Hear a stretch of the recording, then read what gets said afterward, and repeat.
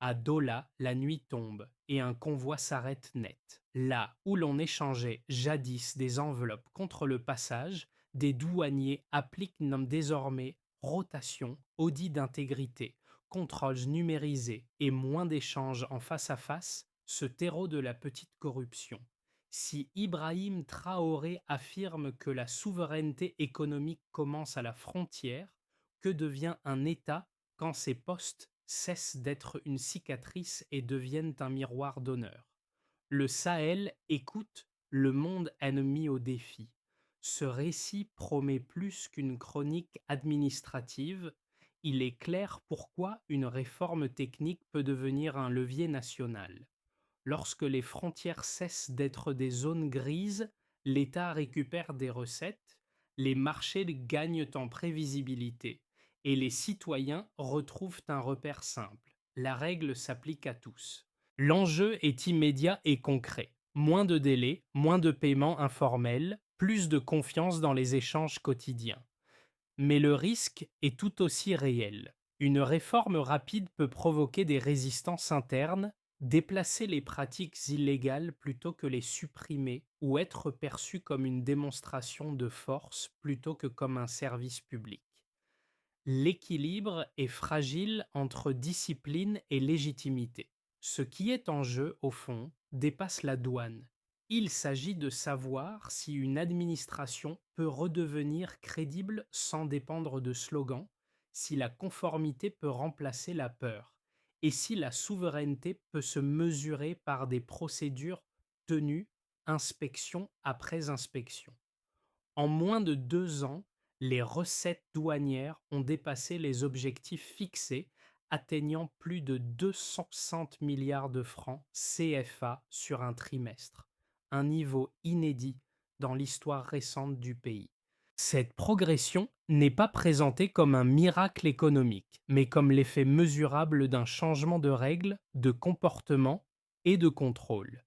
Dès les premières semaines, les délais de dédouanement ont raccourci et les paiements informels ont reculé là où la supervision devenait constante. Pour comprendre ce basculement, il faut revenir au point de départ. Avant 2022, la douane était décrite comme un espace capturé par des habitudes locales. Les mêmes agents restaient des années au même poste. Les contrôles dépendaient de relations personnelles et la frontière fonctionnait davantage comme une zone de négociation que comme une institution publique.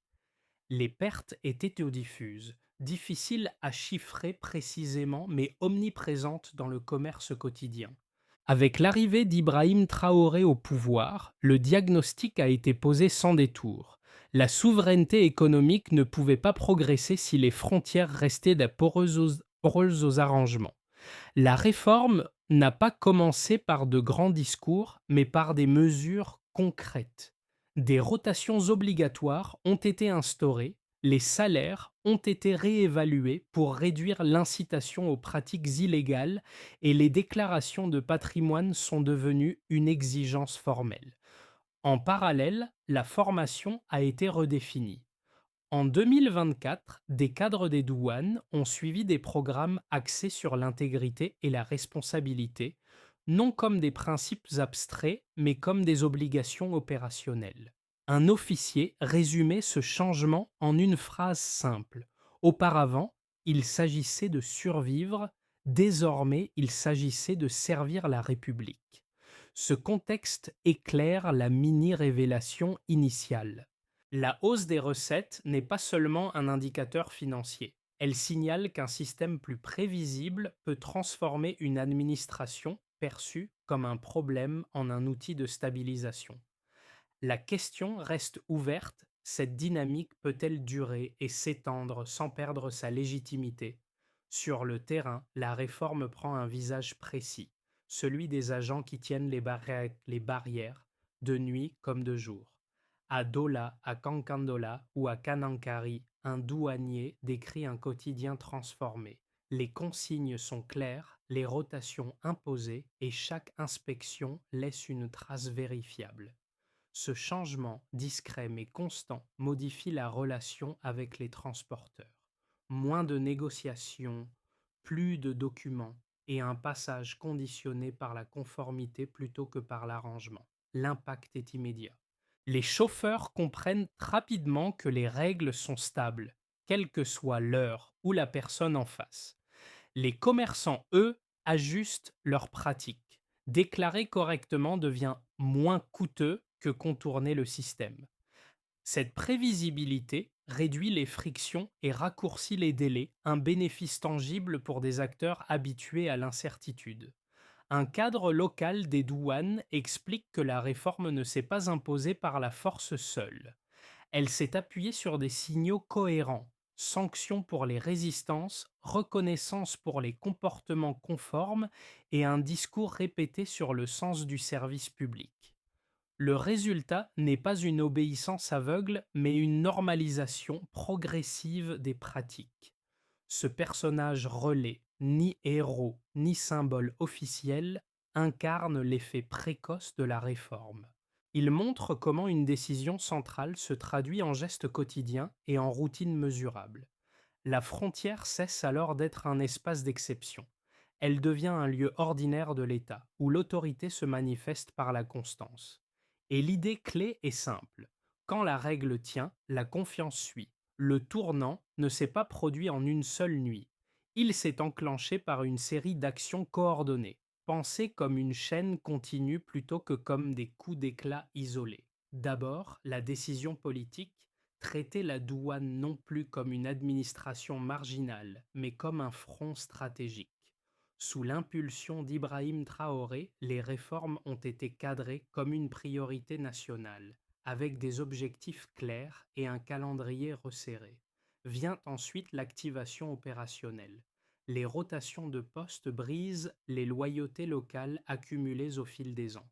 Les déclarations de patrimoine deviennent obligatoires, non comme une formalité, mais comme un filtre. Les agents réticents sont écartés, ceux qui s'adaptent sont maintenus et responsabilisés. Cette phase est silencieuse, parfois impopulaire, mais elle crée une base minimale de crédibilité interne. Le point de montée en puissance apparaît avec la formation ciblée et la discipline quotidienne. Des cadres suivent des programmes dédiés à l'intégrité et à la lutte contre la corruption, tandis que sur le terrain, les contrôles se standardisent. Les inspections cessent d'être imprévisibles dans leur logique. Elles deviennent prévisibles dans leur rigueur. Pour les acteurs économiques, le message est simple. La règle est connue à l'avance et elle ne se négocie plus. Le moment de bascule survient lorsque les opérations visibles commencent. Des saisies importantes révèlent l'ampleur des trafics auparavant tolérés. À Péna, une intervention nocturne met au jour des médicaments contrefaits, des cigarettes illégales et des substances dangereuses stockées près de zones habitées. La valeur financière est notable, mais l'effet symbolique est plus fort encore.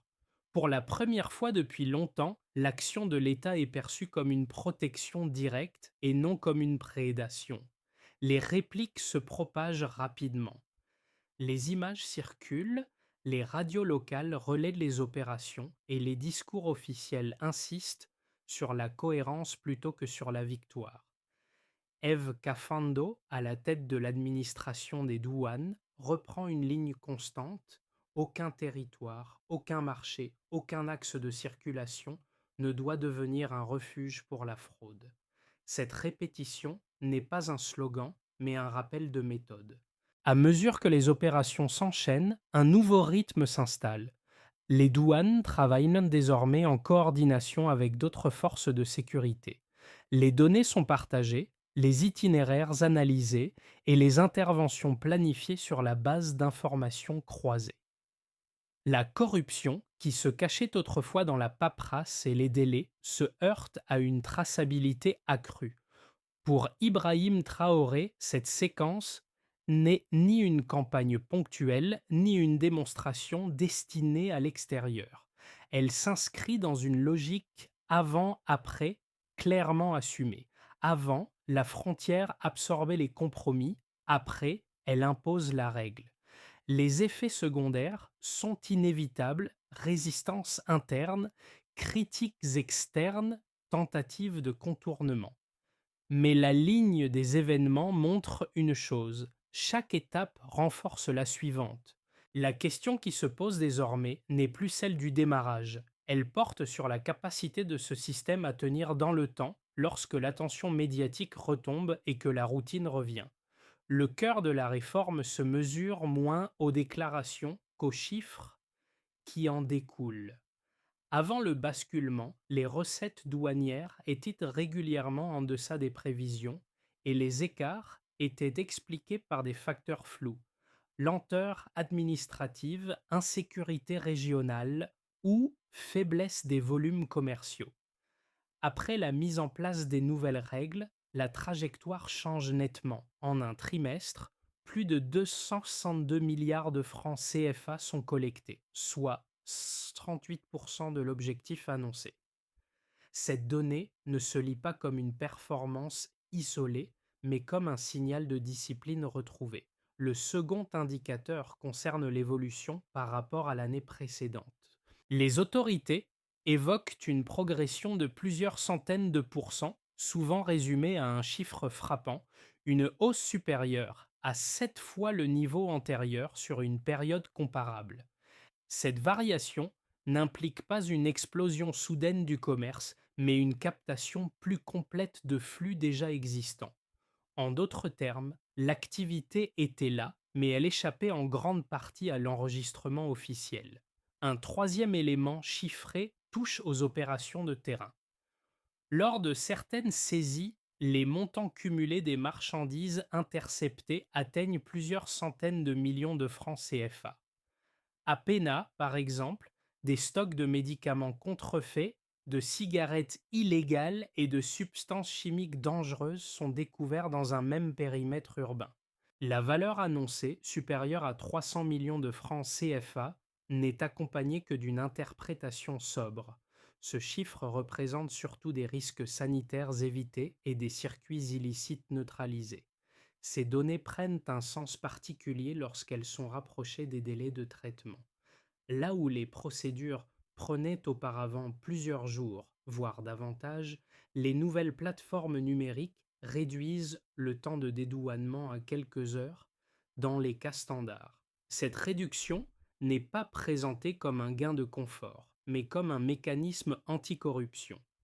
Moins d'attente signifie moins d'occasions de négocier en marge des règles. La technologie joue ici un rôle mesurable. L'introduction d'un système de dédouanement assisté par l'IA automatise le profilage des risques et limite l'intervention humaine au cas ciblé. Les contrôles deviennent traçables, les décisions archivées et les écarts repérables plus rapidement. Le chiffre n'est pas seulement financier, il est procédural. Chaque étape enregistrée réduit l'opacité. Pris ensemble, ces indicateurs dessinent une logique simple. Le point de départ était un niveau de collecte faible et irrégulier. Le point d'arrivée montre une hausse nette expliquée par la standardisation, la rotation des agents et la réduction des contacts informels. Pour Ibrahim Traoré, ces preuves quantitatives servent moins à convaincre l'extérieur qu'à verrouiller l'intérieur. Elles justifient la poursuite de la réforme face aux résistances. Reste une interrogation centrale. Ces chiffres peuvent-ils rester élevés lorsque la pression initiale s'atténue et que le système entre dans une phase de routine durable? Les critiques les plus solides ne portent pas sur l'existence de la corruption passée, mais sur la méthode choisie pour la combattre. Selon certains observateurs, une réforme conduite à un rythme rapide et sous forte impulsion politique risque de produire des effets pervers. Le premier argument avance que la centralisation accrue et la discipline stricte peuvent étouffer l'initiative administrative et créer une obéissance de façade plutôt qu'une adhésion durable. La conformité serait alors obtenue par crainte des sanctions, non par conviction. Un second argument concerne l'impact économique. Des contrôles plus rigoureux, combinés à une présence sécuritaire renforcée, pourraient ralentir les flux commerciaux et décourager certains acteurs informels qui constituent une part importante de l'économie locale. Dans cette lecture, la formalisation accélérée risquerait d'exclure des petits opérateurs incapables de s'adapter rapidement au profit d'acteurs mieux capitalisés. La frontière deviendrait plus propre, mais aussi plus sélective. Ces critiques méritent d'être prises au sérieux. Elles reposent sur des expériences observées ailleurs où des réformes similaires ont parfois déplacé la corruption plutôt que de la réduire ou ont généré des rigidités coûteuses. La réponse apportée au Burkina Faso ne consiste pas à nier ces risques, mais à les encadrer. Les données disponibles montrent que les délais de dédouanement ont diminué plutôt qu'augmenté, ce qui contredit l'hypothèse d'un ralentissement généralisé. De plus, la réforme s'accompagne d'incitations internes et pas seulement de sanctions. Les augmentations salariales, les évaluations liées à la transparence et la reconnaissance professionnelle visent à transformer la motivation des agents. Cette combinaison cherche à éviter une logique purement coercitive. Enfin, l'argument de l'exclusion économique est partiellement compensé par la prévisibilité accrue des règles. Pour de nombreux petits commerçants, savoir à l'avance ce qui est exigé réduit l'arbitraire, même si l'effort d'adaptation est réel. Dans cette perspective, la ligne défendue par Ibrahim Traoré n'est pas celle d'une rigidité aveugle, mais d'une discipline conçue comme un préalable à l'équité. Au milieu du processus, une lecture différente s'impose. La douane n'est plus seulement un outil de collecte, elle devient un instrument de cohérence étatique. Cette bascule se manifeste lorsque les opérations cessent d'annoncer d'être perçues comme exceptionnelles et s'intègrent à une routine assumée. Les saisies, les audits et les contrôles ne sont plus annoncés comme des victoires, mais rapportés comme des faits ordinaires. Ce changement de ton est décisif. Il indique que l'objectif n'est plus de prouver la capacité d'agir, mais de rendre l'action prévisible. Pour Ibrahim Traoré, le cœur de la stratégie apparaît ici. Déplacer l'attention de l'événement vers la norme. Une frontière qui fonctionne sans bruit envoie un message plus fort qu'une opération spectaculaire.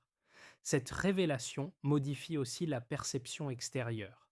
Les critiques qui misaient sur l'essoufflement constatent une continuité. Les acteurs économiques ajustent leurs attentes non parce qu'ils y sont contraints ponctuellement, mais parce que les règles tiennent dans le temps. La discipline devient un cadre, non une démonstration. À ce stade, la question initiale se transforme. Il ne s'agit plus de savoir si la réforme peut produire des résultats, mais si elle peut redéfinir ce que signifie gouverner par des procédures fiables.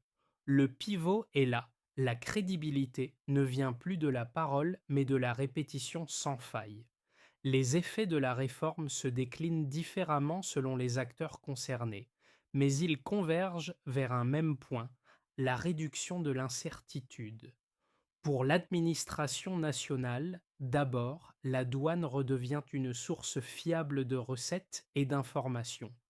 Les flux commerciaux sont mieux documentés, les écarts plus rapidement détectés et les décisions budgétaires moins dépendantes d'estimations approximatives.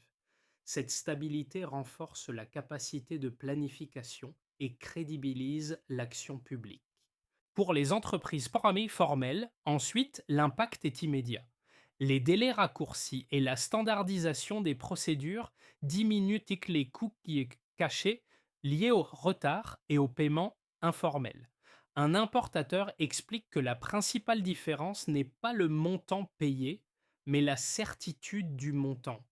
Cette prévisibilité facilite la gestion des stocks et réduit le besoin de liquidité destiné à des arrangements imprévus. Les petits commerçants, souvent les plus exposés à l'arbitraire, ressentent un effet ambivalent mais réel. L'obligation de conformité exige un effort initial, parfois lourd, mais en retour, elle réduit les pratiques de prédation qui pénalisaient surtout les acteurs les moins protégés. Le commerce légal devient progressivement plus accessible que le contournement, à condition que les règles restent stables et compréhensibles. Du côté des citoyens, L'effet le plus visible concerne la sécurité sanitaire et la confiance. Les saisies de médicaments contrefaits et de substances dangereuses sont perçues non comme des statistiques, mais comme des risques évités. Cette protection directe renforce l'idée que l'État agit pour l'intérêt collectif. Les marchés locaux deviennent des espaces moins tolérants à l'illégalité et la dénonciation de pratiques frauduleuses cesse d'être tabou. Enfin, à l'échelle régionale, le signal dépasse les frontières. Les partenaires voisins observent une administration capable de réduire les trafics sans fermer les échanges. Pour Ibrahim Traoré, cet effet d'entraînement potentiel est central. Une frontière plus intègre peut faciliter la coopération plutôt que l'entraver. Ces conséquences concrètes ne constituent pas une fin en soi. Elles alimentent une dynamique où la conformité devient rationnelle pour chacun des groupes concernés. La question qui demeure est celle de l'extension. Ce modèle peut-il s'appliquer à d'autres secteurs avec la même efficacité ou repose-t-il sur des conditions spécifiques aux frontières? Le premier scénario, dit de base, suppose la poursuite du rythme actuel sans accélération majeure. Les procédures restent stables, les outils numériques continuent d'être utilisés et la discipline s'installe comme une routine. Dans cette hypothèse, les recettes se maintiennent à un niveau élevé, les délais demeurent réduits et la confiance progresse lentement mais sûrement. Le risque principal réside dans la banalisation. Lorsque la réforme devient ordinaire, la vigilance peut s'éroder. Le scénario optimiste repose sur une extension maîtrisée. Les pratiques éprouvées aux frontières inspirent donc d'autres administrations et la coordination interservices desquelles se renforce.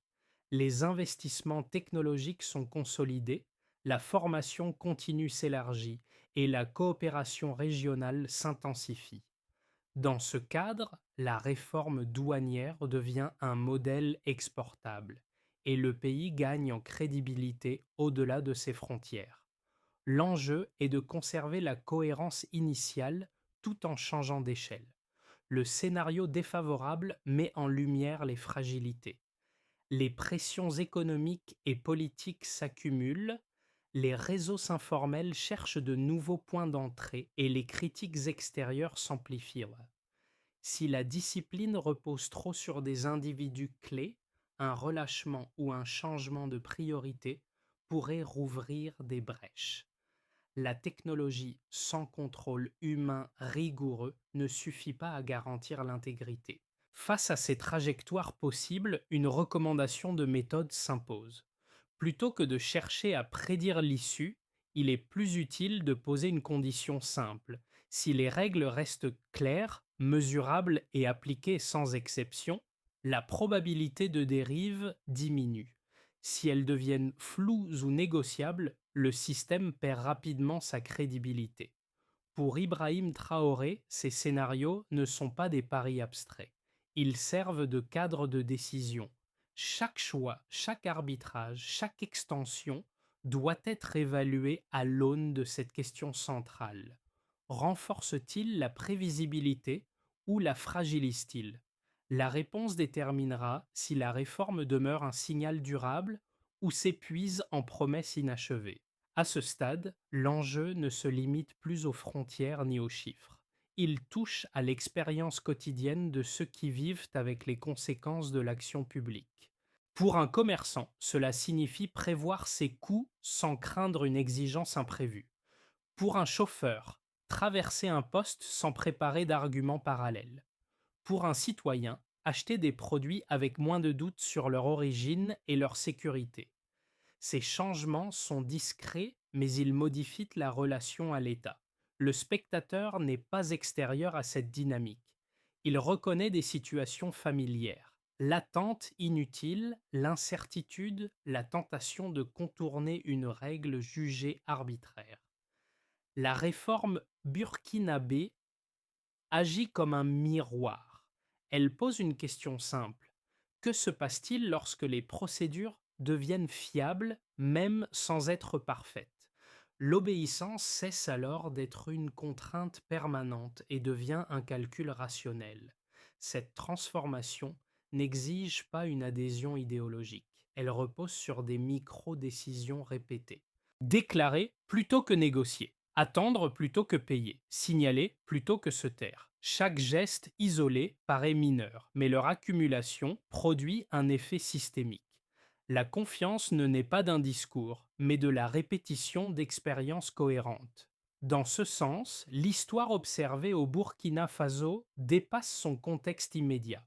Elle interroge la capacité de toute administration à regagner une légitimité perdue sans recourir à la contrainte permanente. Le spectateur est ainsi invité à réfléchir, non à un modèle à copier, mais à un principe à tester. Quand la règle tient, le comportement suit. La question devient personnelle et collective à la fois. Dans quels espaces du quotidien cette logique pourrait-elle s'appliquer et à quelles conditions accepterait-on d'y croire durablement? La consolidation de la réforme repose désormais sur une séquence lisible, structurée autour de responsabilités claires et d'indicateurs mesurables. Le premier axe concerne la continuité humaine. Les rotations doivent rester effectives, les formations régulières et les évaluations liées à des critères de transparence vérifiables. Sans ce socle, les outils perdent leur efficacité et les routines anciennes peuvent réapparaître. Le deuxième axe touche à la technologie. Les plateformes numériques doivent être étendues à l'ensemble des postes avec une maintenance constante et des audits indépendants. Chaque étape du dédouanement doit laisser une trace exploitable, non pour sanctionner a posteriori, mais pour prévenir en amont. Cette logique transforme le contrôle en mécanisme automatique plutôt qu'en confrontation individuelle. Un troisième volet concerne la coordination institutionnelle.